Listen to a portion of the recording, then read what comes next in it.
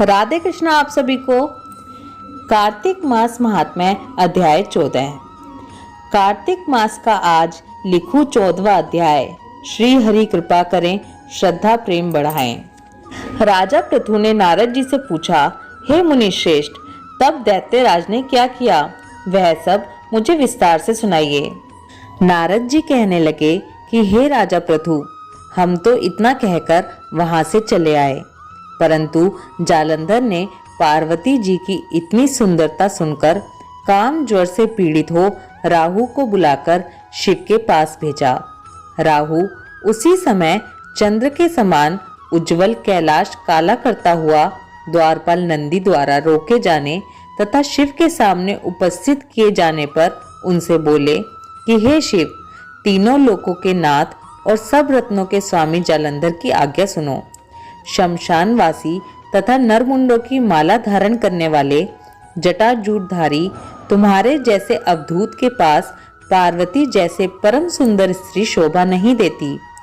मैं तीनों लोकों का नाथ, सब रत्नों का स्वामी हूँ, क्योंकि पार्वती भी स्त्री रत्न है, अतः वह मेरे साथ ही शोभा दे सकती है। तेरे जैसे भस्म धारण करने वाले योगी के पास नहीं रह सकती। नारद जी कहने लगे कि हे राजा पृथु, राहु के इतना कहते ही श्री शिव जी ने अपनी भ्रकृति यानी कि अपनी भुहों में से एक अति भयंकर पुरुष को उत्पन्न किया, जिसका सिंह समान मुख, जलती हुई अग्नि के समान लाल लाल नेत्र और शरीर पर खड़े हुए बड़े बड़े बाल थे।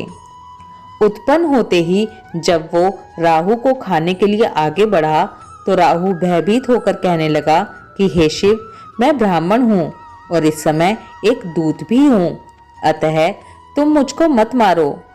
ऐसा कहने पर शिव ने राहु को पकड़कर आकाश में फेंक दिया। तब वह भयंकर पुरुष राहु को छोड़कर शिव के पास आया और कहने लगा कि मैं भूखा हूँ, मुझे खाने के लिए कुछ दीजिए। तब शिव जी कहने लगे कि तुम अपने हाथ और पैरों को खाओ। जब वो अपने हाथ और पैरों को खाता हुआ सारे धड़ को खा गया, तब केवल उसका मुख ही बाकी बचा रह गया। तब शिव जी ने प्रसन्न होकर कहा कि आज से तुम्हारा नाम कीर्ति मुख होगा और तुम हमारे द्वारपाल होंगे। क्योंकि उसने शिव जी की आज्ञा का पालन किया था, इसलिए शिव जी उस पर बहुत ही प्रसन्न थे। शिव जी ने उसे ये भी वरदान दिया कि पहले तुम्हारी पूजा होगी, तुम्हारी पूजा बिना हमारी पूजा निष्फल होगी। उधर राहु आकाश में जाकर बर्बर देश में गिरा।